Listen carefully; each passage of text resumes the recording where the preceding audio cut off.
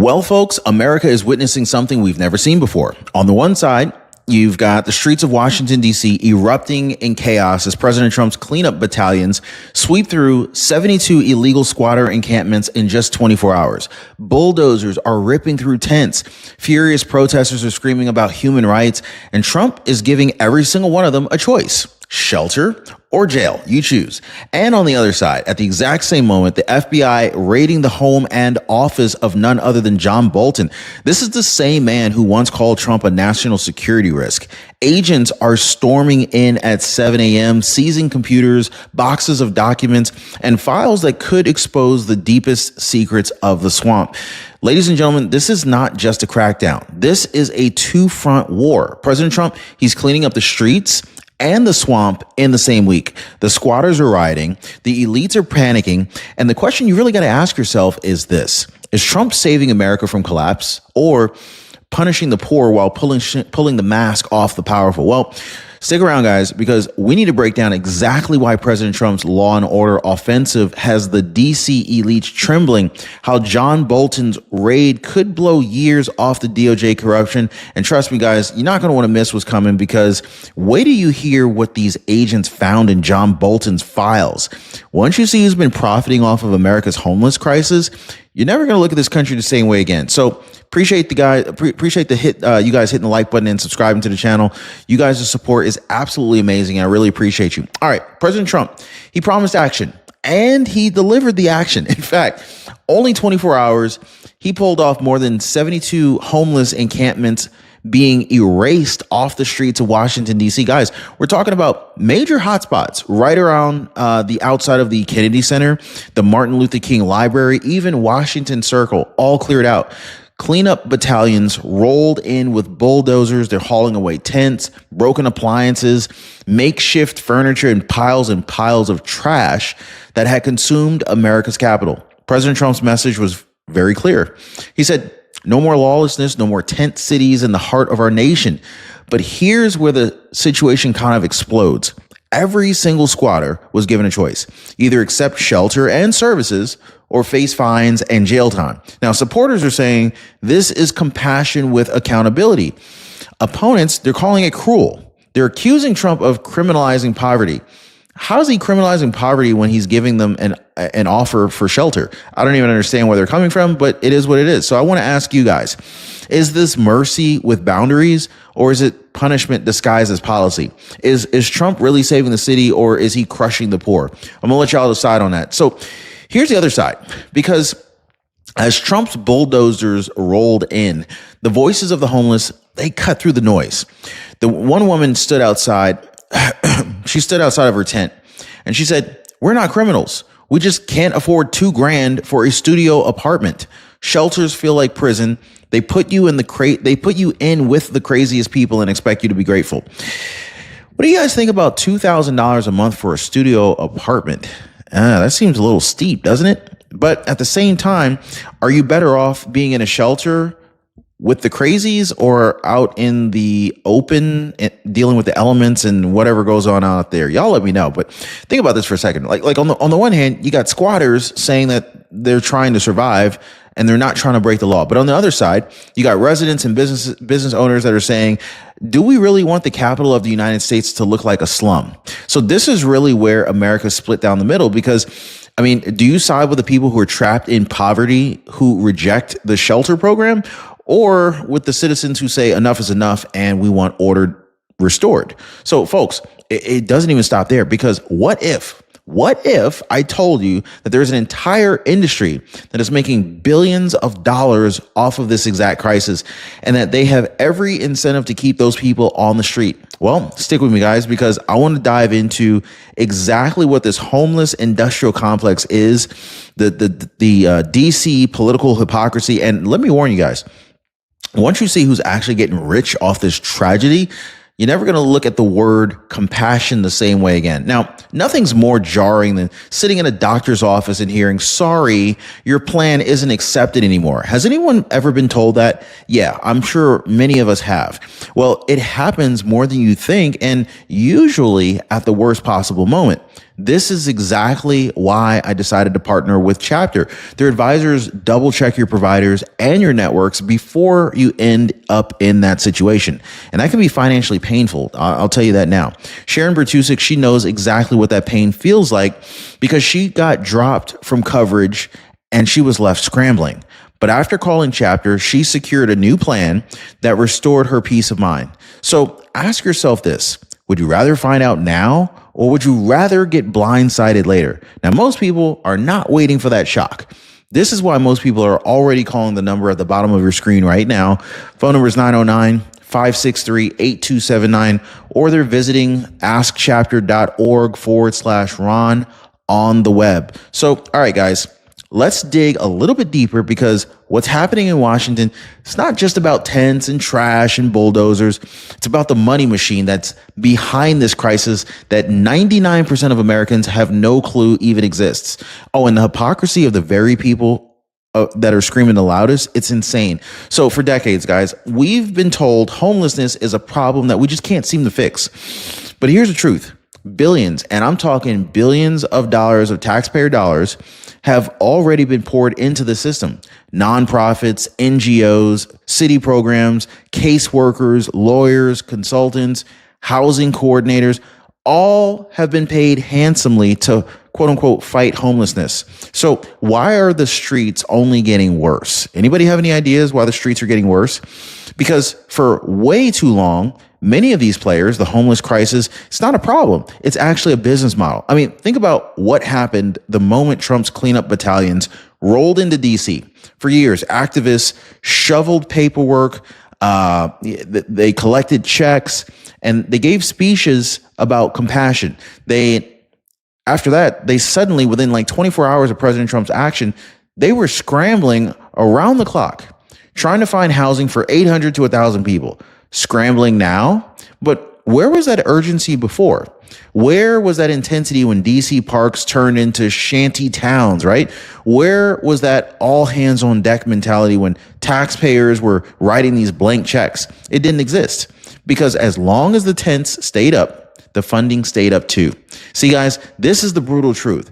But once we have to face the bigger homelessness problem, the bigger the budgets get. And that's the situation here. The minute that President Trump actually did something about this, actually cleared the tents, that gravy train, it was threatened. So here's the situation. I don't want to say all. Are activists really advocates of the homeless, or are they really the advocates of their own funding streams? So do they really want to solve this problem? Or if they leave this problem in place, they keep collecting a check. It's almost kind of like managing the problem forever. Not trying to fix the problem, we're just managing the problem. That way they can keep the checks flowing in. So this is really where the hypocrisy hits the hardest, because while these activists are profiting, the political class is posturing. I mean, just take a walk down the street of Washington before Trump's crackdown. Luxury apartments, $500,000, even $1 million a unit, standing tall, just steps away from the parks that are packed with tents, broken furniture, and human suffering, okay? The people living in those condos sip the lattes, they scroll their feeds, and they shake their heads about how cruel Trump is. But do they invite the squatters into their guest rooms? Do they share their expensive space? Of course not. They post hashtags, and they step over needles and trash on the way to Whole Foods. And so this is where then, of course, there's, Mayor Muriel Bowser and the DC establishment. Now, for years, they've walked past the same misery every single day. Entire parks that are turned into these open air drug markets, sidewalks blocked with tents, alleys filled with garbage. And what do? They don't do anything. They normalize it. They look the other way, because to them, it wasn't a crisis. It was a cash cow.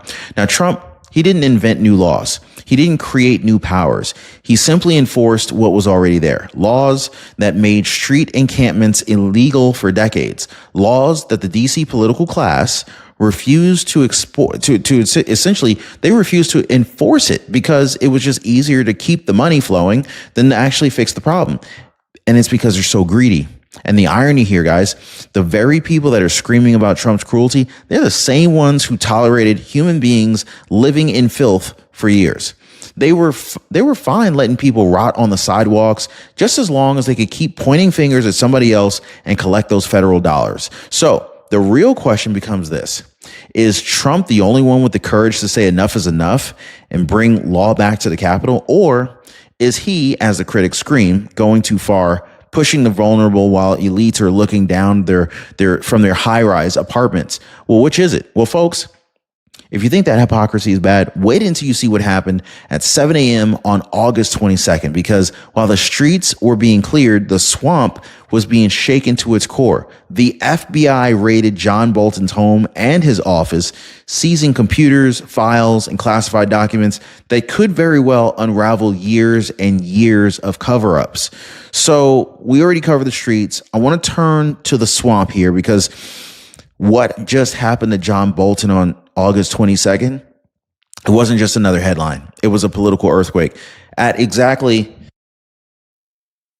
7 a.m., FBI agents swarmed John Bolton's multi-million-dollar Bethesda mansion and his office in Washington, D.C. These weren't routine visits. These were search warrants signed off by not one, but two federal judges, which means the evidence of wrongdoing had to be overwhelming.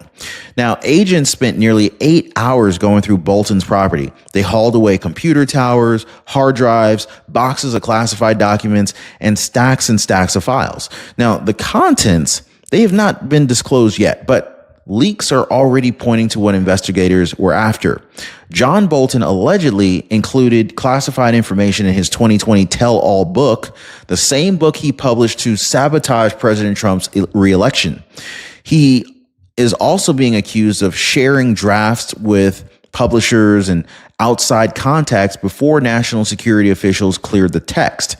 Now, emails reportedly show John Bolton was writing his manuscript while still serving as the national security advisor.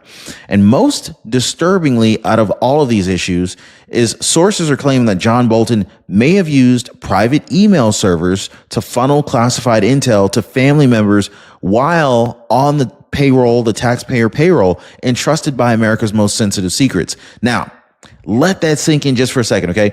This is the man who went on TV night after night lecturing Trump about national security. This is the same man who joked that Trump treated classified files like French fries. And now he's the one that's facing possible charges under the Espionage Act, charges that carry sentences of anywhere from 10 to 20 years. But it doesn't stop here. Investigators, they're also digging into John Bolton's overseas financial ties.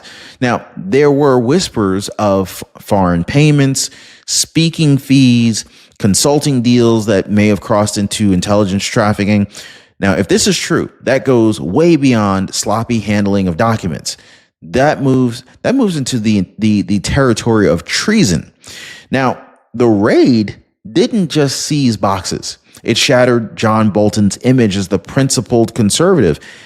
And it raises the biggest question of all. Was John Bolton selling out America while pretending to save it? So here's where this story completely explodes, because none of this is new. Back in 2020, a federal judge already warned John Bolton that he was likely violating national security laws by punishing his book into print. Okay. So the risk was real. The case was active. There was talk of prosecution, but when Joe Biden took office in 2021, everything changed. The Department of Justice quietly killed the investigation. There was no press conference. There was no transparency, no accountability, just silence. Why? Because John Bolton suddenly became innocent. Or was he? No, of course he wasn't innocent. The evidence didn't vanish. The classified materials didn't magically disappear. The DOJ pulled the plug for one reason. John Bolton had become politically useful. So he was the one, he was one of their top attack dogs against Trump. If you guys remember, his book was a weapon. His TV appearances were ammunition. So the Biden DOJ protected him. They looked the other way. They shielded him, not because justice demanded it, but because politics did. And so that was the ultimate irony. For years, the media screamed that Trump would weaponize the DOJ, that Trump was going to go after his enemies. But the truth is, the real weaponization already happened under Biden. They protected their allies. They targeted their opponents. And John Bolton's case is the smoking gun. Now, if we fast forward to 2025, Trump is back. The Bolton raid, it's not revenge. It's retribution. It's accountability. It's the reopening of a case that never should have been buried. But this is why the swamp is panicking. Because if John Bolton can get raided, who's next? How many insiders, how many lobbyists and talking heads thought that they were untouchable, only to realize that Trump's DOJ is pulling the mask off the entire operation? And folks, it's about to get even more damning, because John Bolton isn't just guilty of hypocrisy. He embodies the very culture of corruption that elites live by. They flaunt their rules, they laugh at accountability, and they call it a status symbol. So here's where the whole thing really kind of comes full circle: the hypocrisy of the elites. Because John Bolton wasn't just careless.